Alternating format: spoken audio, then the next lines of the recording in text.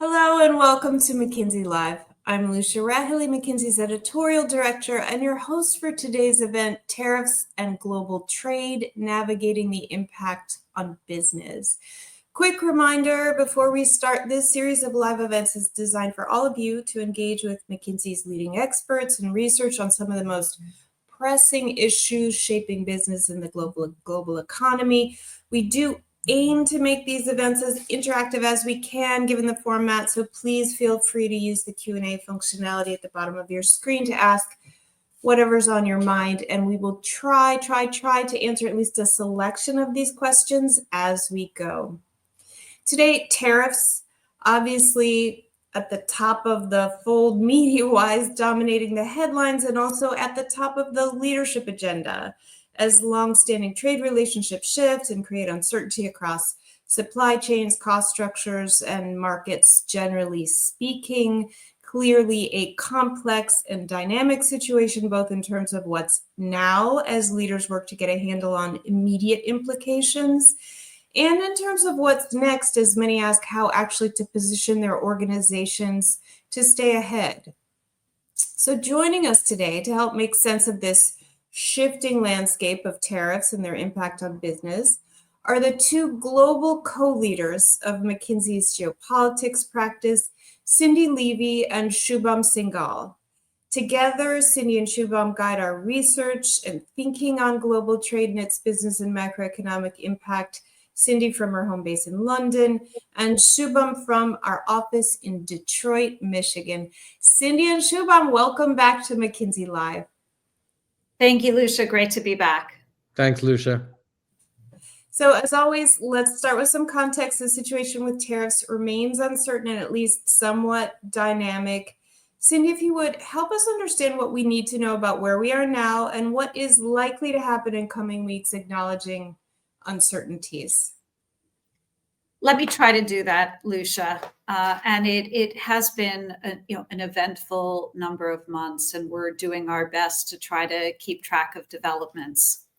But as we see it, when we look at the weighted average tariff rate of goods, the announcements in mid-April took us from a 2% weighted average tariff rate of goods into the US to 20 to 25% before assuming any reversal of the reciprocal tariffs. And the consequence of that is that if you look at all manufactured goods purchased in the US, about 37% of those are imported. And this creates a very, very big knock-on effect on US manufacturing purchases.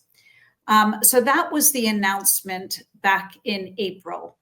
And there are 3 or 4 developments since that are very, very important to understand. Some are in the industrial space and some are still in the policy space. The first is you do see this soul searching amongst many global companies and some visible actions on where they're going to base their manufacturing. So there have been some very visible announcements of bringing manufacturing scale, more so into the US. Look at Apple, look at Hyundai. We know of many, many other global companies doing very serious evaluations about increasing their manufacturing in the US. We also know about many companies saying, I need to pause and I can't take major capital decisions right now because the environment is too uncertain. The other thing that happened is that China and the US agreed a 90-day pause. It's unclear what will happen after this pause. This pause lowered the tariff rate on Chinese goods into the US from 145% to 40%. And then we saw the shipping patterns change as a consequence quite quickly. So if you look at shipping rates on containers, they essentially tripled right after that pause was announced, so that as many experts have quoted, people could restock their shelves. So the pause is significant. We'll see what happens on the aftermath of the pause. The other thing that is happening is, the deadline on the reciprocal tariffs, this period of moratorium is early July, and people are queuing up to try to do bilateral trade agreements. So a lot of those are being worked on and discussed. You saw the UK trade agreement. And it's important to watch in those trade agreements what is happening with different categories of goods, because not all goods are the same. And one thing that we would encourage people to really keep an eye on are those categories of goods that are deemed national security, things like steel, copper, pharmaceuticals. And you likely will see very different treatments on those goods versus all other goods. So those are a few points on where we are and what developments to watch. Thanks, Cindy. Super helpful. And Shubham, what about looking a bit farther out? How do you see the tariff situation evolving over, say, the next 12 months? Again, acknowledging uncertainties. Yeah, I think to cut through the uncertainty, first of all, let's just start with the impact of the tariffs is, fairly meaningful to business cost structures, but also the demand patterns. And then importantly, it's not just about your own cost structure for a company that moves. It's the combination of where yours moves and where your competitors. So what happens to the relative competitive advantage that becomes important. And I think to understand that, it's just important to look at a few set of scenarios that would actually bound how you might kind of think about what these kind of tariff scenarios could look like. And we look at it, as we said. I mean, 2% was where we started the year. It's clearly gone higher than that. And I think the thing that we should think about is in three buckets. There's one that says it's closer to 8%. This is one where we do have the national security sensitive tariffs.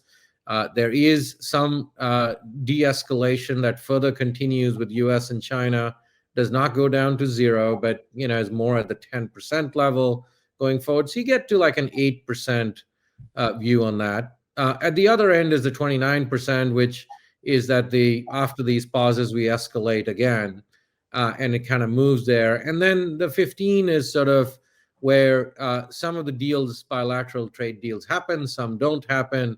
And so you kind of end up. And that's a reasonable, in our minds, range to if you look at within that.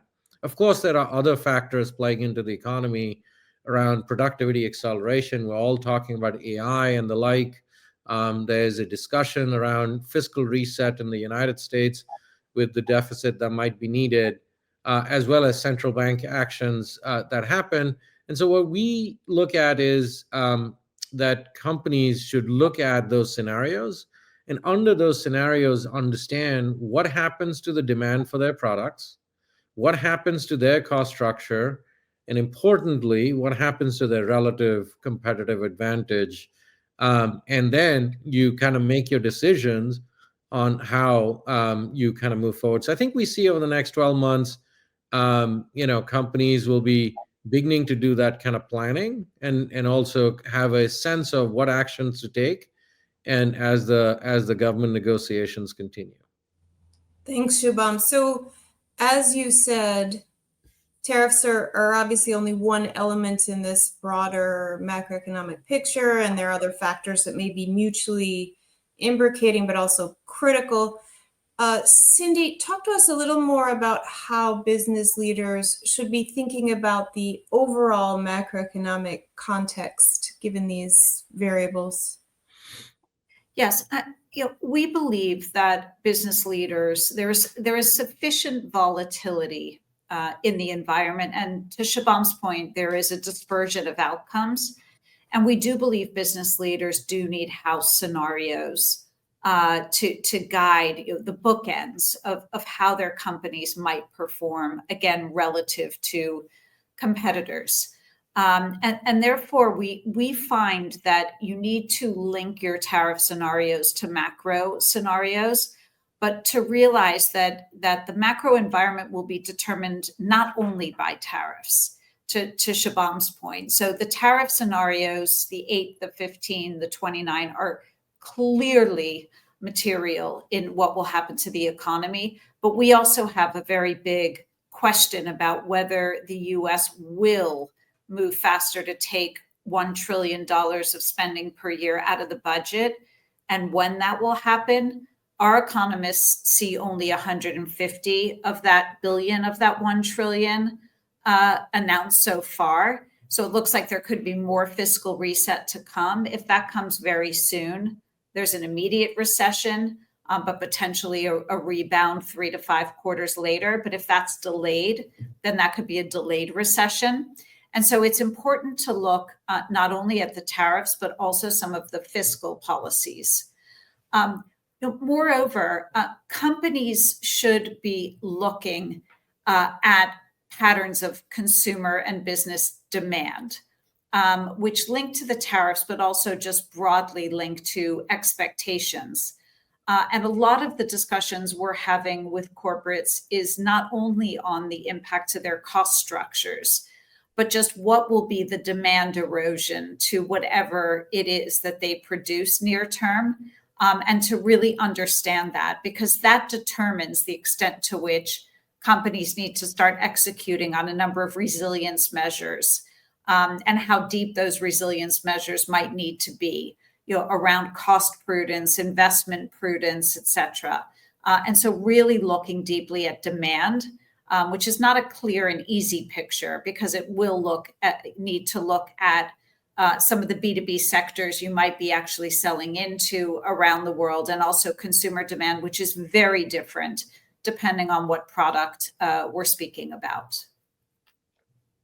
Thanks, Cindy. Okay, so scenario planning, if I'm hearing you correctly now, more vital than ever. Let's go a little deeper into some of the additional market trends you're witnessing that are driven by tariffs and other geopolitical factors. Yeah, let me just talk about trade patterns. Yeah. Because I think this is one that we get asked often. Mm-hmm. And companies really could make their choices based on, in the past decade or so, on where production would be most cost effective, where supply chains would be most cost effective. And companies will now need to understand trade patterns at a more profound level. So if you think about what tariffs do for any good or any product, they actually change the relative cost advantage of who is importing into the US. And so one example that I talk about often is you take transportation equipment. China has about 20% import share historically on transportation equipment. If you do have high China tariffs, they likely get priced quite out of that. And other countries, European countries, Latin American countries, will, in relative terms, be in a better cost position on transport equipment. And therefore, then, people that are relying on that transport equipment need to understand whether those alternatives to China have enough capacity. Are they gearing up that capacity? If you are in transport equipment, you might think about putting your investment bets behind some of those countries that will now have an advantaged export position into the US. So the way that trade might shift is something we're speaking to many of our clients about. Another conversation we're having is, if a company needs to change its supply chain quite quickly and strategically, how do you do that? How do you move a very meaningful portion of your supply chain? Do you understand the maturity of other countries, whether they're in Southeast Asia or elsewhere, by micro product to pick that up? How do you assess that? What does it mean for the level of involvement and the resources on the ground that you need in those countries as you're standing up new supply chains? So that is another action and insight that a number of companies are speaking with us about. Okay, super interesting examples. If we could just stay on this a bit, any suggestions for leaders who are trying to convert these challenges into opportunities for their organization, similar to these that you described, Cindy? Shubham, any thoughts there? Yeah, I mean, it's interesting, right? We often hear and see that a lot of companies are frozen, and that's not entirely true, at least not for the most sophisticated ones. in essence, the age of strategy is back. There's so much uncertainty. There's so much that is shifting on advantage and demand patterns. And so when we look at the, kind of leaders in the industry, there are three kinds of things that they're doing. And I simplify it down sometimes to just simply say protect, prepare, and propel. They are mitigating downside, right, which is the immediate action they have to take. Take, for example, within the US, Canada, and Mexico, there are no tariffs if you're USMCA compliant. Before we started this, no one spent time making things USMCA certified as compliant because it didn't matter. And now they've had to do that. So there's a lot of tactical actions like those that are being taken, reviewing supply chains, using exemptions, optimizing the logistics, et cetera. So there's that part of it that folks are acting on. The second one is folks are preparing. They are looking at what are no regret moves. There are action plans in place to say, where can we optimize our G&A? Where can we get some operational efficiency?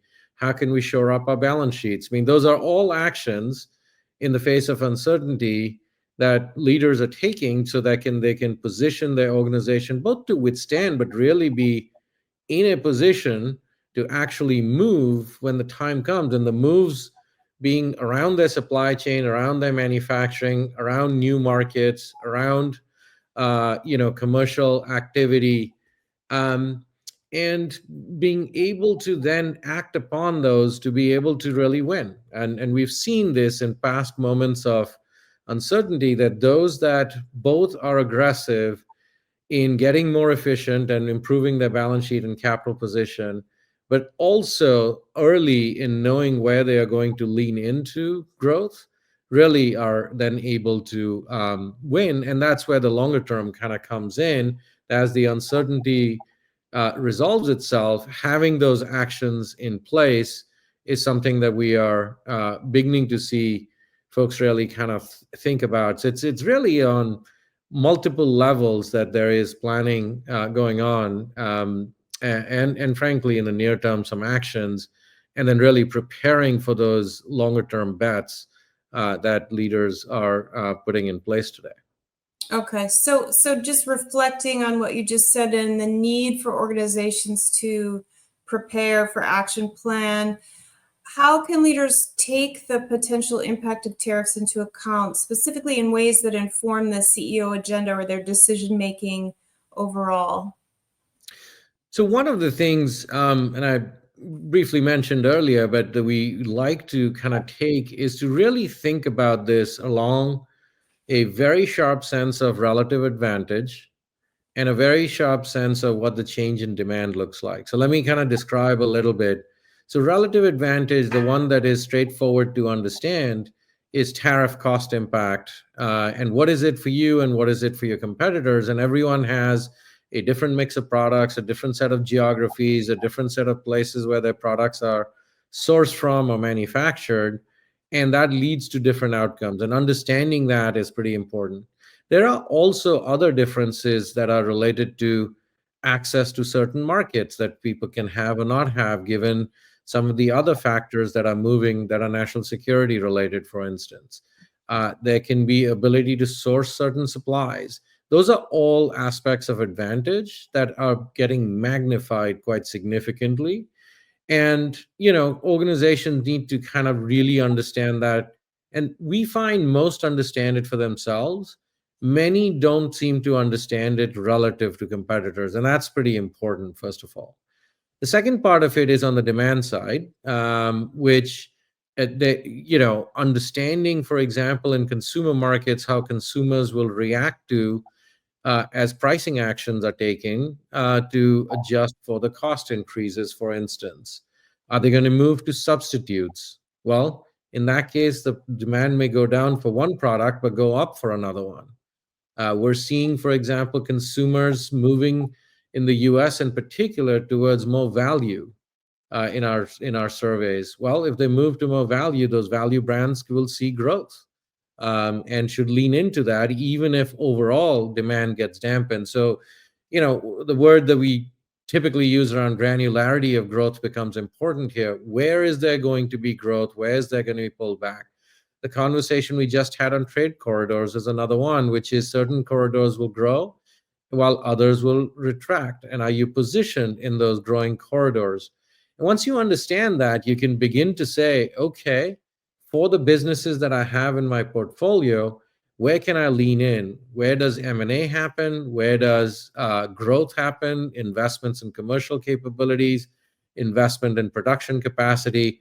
Those become the top right corner, and understanding that. If you're more on the top left side, you're probably going to take price action to shore up margin because the demand pattern is less clear and probably not make the investments that you want to. The bottom left is where I think a lot of folks need to kind of reconsider whether they want to be in those businesses or geographies or products at all, or not.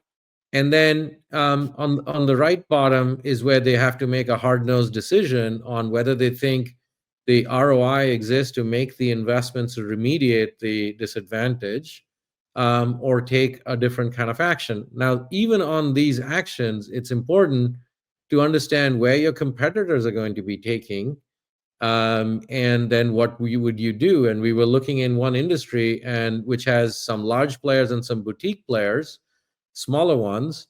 And in that industry, some of the smaller ones wouldn't be able to make the move. So one of the part is, hey, if they are not going to, they become candidates for acquisition. So how do we understand that? If others are going to either exit markets or going to shed certain businesses, how do we position ourselves to kind of lean into that? And I think those are the kind of actions that are much more strategic, that companies are planning for, but need to begin to be prepared to be able to take. Thanks, Shubham. Super helpful framework. So as both of you know, as veterans of McKinsey Live, we get a lot of questions in this series on the how to go about translating these insights into impact. Cindy, can I get your thoughts here on how leaders can organize, practically speaking, to make these kinds of decisions given the flux we've been describing? Absolutely. And one construct, and I'll talk about the near-term constructs, and then I'll talk about what might be more enduring constructs as we lean into a world that will have more geopolitical volatility. But near-term, as we discussed before, it's essential that institutions, global organizations, any organization is able to make fast decision-making and is able to bring insights to a whole bunch of decisions in quite a structured way. And as a consequence, we see many of them setting up nerve centers. Some call them war rooms, some call them nerve centers.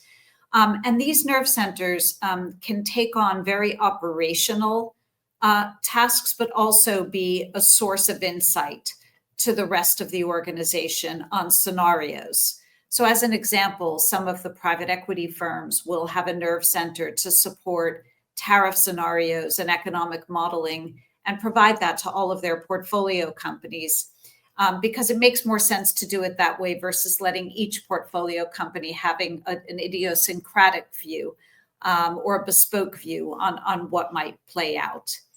And within the nerve center, it's important to really think carefully about the full perimeter of activities that might be valuable to respond operationally, to Shubham's point, but also to think about near-term resilience actions. And again, there is a lot of cash at stake in just some of the near-term operational management. That's not to be underestimated. Some organizations are bleeding millions a day because the products that they're importing have not been classified accurately. Shubham mentioned the lack of documentation on USMCA compliance, so they can't get zero tariffs on items that should be zero tariff. They might also not have transfer pricing working in the right way. There might be product substitutes that they need to consider to just lower cost. And if you set up a nerve center, you can really create a category of these decisions and try to execute them quickly. There might also be near-term decision-making to take on pricing. what do we want to do? So again, in terms of this relative advantage, I spoke to one European industrial company. They have US manufacturing. Their competitors do not. So their competitors are going to actually have a much more of a cost experience issue vis-a-vis customers than they will. So they're starting to think about, is this the time to really grab market share and lock in long-term contracts, because we actually will have that opportunity during this window. So how do you actually analyze that and tee up that decision for fast decision making?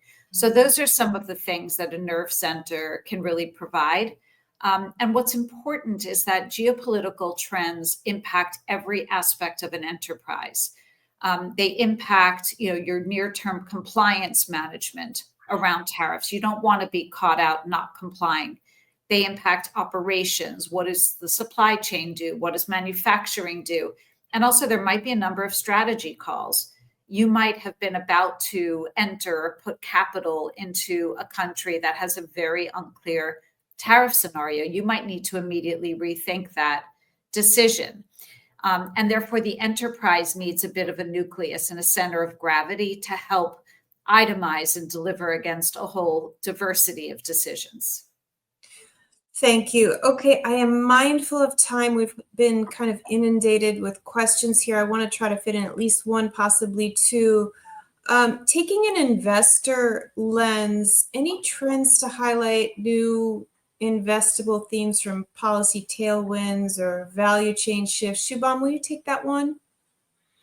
Sure. So some of the ones that we see emerging are, and this is a little bit broader than just the tariffs, but there is the whole industrial base around the increase in defense spending that is happening around the world, frankly, Europe, Japan, including the United States. And so that is a pretty significant investable theme that we're seeing kind of coming out of this. The second one, which is not quite yet, but to the points I made earlier in the session, we're also seeing a gearing up for CapEx spending, so capital spending, and as supply chains move, where they move from to, and that may not be just move to the US. There will be certain things at high-end manufacturing, but we've seen, for example, more move to India out of China, for instance. Last time around, 8 years ago, a lot of move happened to Vietnam and Mexico. And so following those, there's a bunch of capital. And then to the extent more will move to places like back to the US as well, it is more high-end manufacturing and a lot more automation. And so, again, back to the technology theme and AI, and kind of being another round of capital spending that needs to happen to be able to do that on a cost-effective basis. So just as the rewiring of the supply chain and everything that follows, and then of course the services firms that sort of follow after that is another major one. Thank you. Okay, I'm going to try to squeeze one more in. And this is a segue, Cindy, from your last point on nerve centers. We've got a question on how to get started staffing these nerve centers. What does the talent look like? Are companies recruiting folks for these roles, or do they simply upskill existing workers? Just very practically, how to make nerve centers a kind of functional reality. Yeah, I mean, I think we learned also a lot about nerve centers during the COVID years as well, and now yet again. We see it as a cross-functional team where you really bring expertise from around the enterprise to deliver on the different decisions that need to be taken. We would have people from compliance and legal to just make sure that your legal and compliance execution is well functioning. Clearly, operations and logistics. Clearly, an interface that knows the supply chain well should be there in the nerve center. Some are bringing people from a central economics unit into a nerve center just to kind of anchor scenarios into one version of the truth, and then some commercial capability as well. We do think that there's value in having the nerve center led by potentially a full-time executive who could be taken out to really run a cadence of decision making. make sure things are elevated to the right levels of a governance or management team for decision making. We've also seen some good examples of trigger-based planning. So the nerve center could say, okay, what could happen? Okay, we might get we might have a development where Mexico does not go to a place of relief, and we have higher Mexican tariffs for a while. We may get a re-escalation with China, and therefore, what are you ready to do in some of those scenarios? And having those mitigation plans ready to go, and there'll be a diversity of those as well. Thank you. Okay, unfortunately, that brings us to time. We'll try to answer some of the additional questions in the replay that we send around. This was a fantastic discussion, Shubham and Cindy. Thanks again for being together with us today. Thanks, Lucia. And many thanks to all of you in our McKinsey Live audience. Again, you will be able to find a replay of this and previous live sessions, as well as a lot more of our research on tariffs if you want to go in depth on our website, mckinsey.com. And be sure to join us for our upcoming event in June on growth. It can be tougher than ever in this challenging macroeconomic climate we've been discussing, and new research shows that redefining the CEO, CMO, CFO axis can make a really big difference. We will have a couple of our top leaders, Shelley Stewart and Kelsey Robinson, here to talk about how C-suite leaders can realign around growth in the midst of all this complexity. And we very much hope to see you there. Thanks again. Have a great day or evening and be well.